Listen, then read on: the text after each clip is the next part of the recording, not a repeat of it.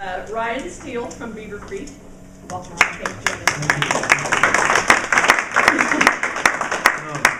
Hi, good evening. I appreciate you guys doing this. I really, genuinely love coming to these events, shaking hands, meeting people, and trying to tell you why I think I should be your nominee, which means I really appreciate the fact that you want me to get down to 2 questions here, and I will do that. Give you just a couple of quick basics about myself. I'm 28 years old. I've been a pizza delivery guy for the last 3 years. I've been married to my lovely wife Laura back there, who finally was able to make it out with me again. She's been sick the last couple of nights for almost 2 years.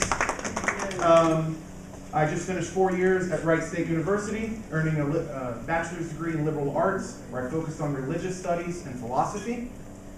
So here, let's get right to your questions. Why did I get into this race? One word: gridlock.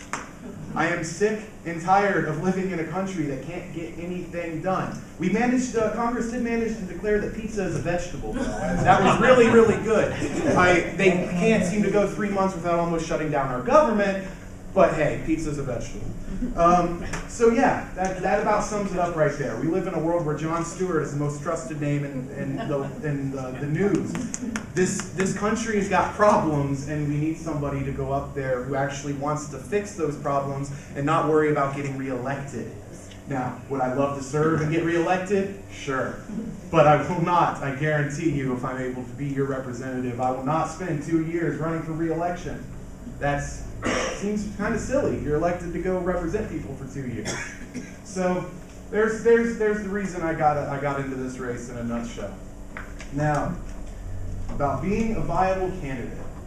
I know that everyone in this room sees me as probably the riskiest candidate. You'd like to vote for me. I get that feeling. I've seen people talk to me. They keep telling me, if you don't make it this time, make sure you stay in. Keep working hard. We need young people involved. We need young people involved in Washington right now. I'm the perfect candidate for that. Now, can you beat Mike Turner? I'm going to make an argument here to you that I will use in the general election as well. We'll make it on just 2 points. There's a basic concept that I learned in just simple basic philosophy class about probability. Just because something has happened the same way 100 times doesn't mean that on the 101st it's going to happen that same way. So just because the candidates we currently elect to office they have a lot of money, they're business people, they're lawyers, they're veterans, they're whatever. Just because these are the people we've always elected doesn't mean we can't elect someone else. A pizza delivery guy, I think, qualifies as something else. There's something else to that, too.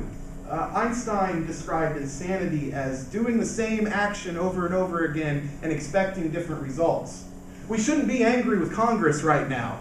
We've put the same people in there year after year after year. We shouldn't be expecting anything different. They found a formula that works.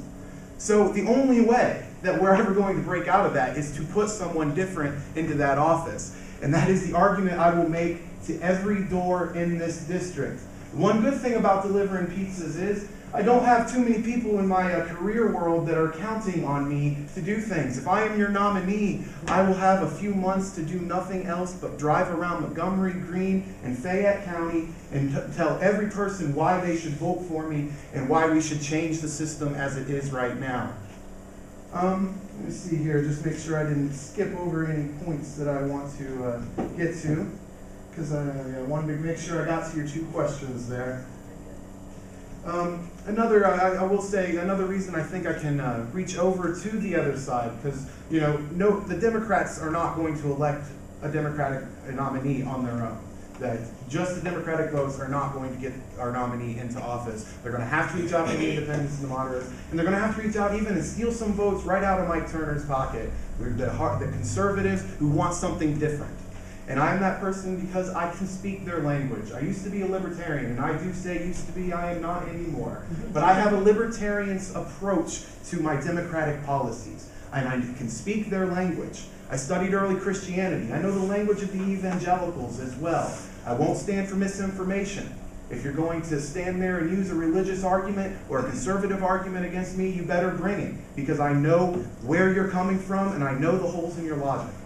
So, that being said, I believe I'm the best nominee here, And but regardless, let's vote for whoever gets the nomination because I think we got 6 good candidates. So that's it for me. Thank you. Thank you. Being a philosophy major, this teaches you to see both sides of an argument, both sides of the position. Teaches you how to see the holes in logic, see a fallacy when there is, and know how to call it out. And also, to know how to construct an argument. And that's, I think, something that we miss a lot here, is that there needs to be genuine communication, Mr. McMaster's talked about that, of trying to convince people why you're right, and respecting that they think they're right too, and seeing maybe why do you think you're right, and where can we come together? Maybe you are wrong about something. That's one of the things philosophy teaches you. Question your own beliefs. I do that on a regular basis, so I think that about sums it up. Thank you. I've always labored under the basic assumption that everybody is motivated by the same things, and after a couple of months of doing this, I've had that confirmed without a doubt, that basically everybody wants the same things. And I talked to a couple of people who, quote, would never vote for a Democrat as long as, and they didn't put it this way, abortion is part of our party platform. And, talking to them, about other subjects like welfare, for example, they're not against welfare. I ain't met a single person, no matter how hardcore conservative they are, who's against welfare. We all want the same things. We want to help people who are in need. We want to be helped when we're hurting. And we want things to work in our country. And I've had those 3 things confirmed time and time and time again. We just want to do those things. So there you go.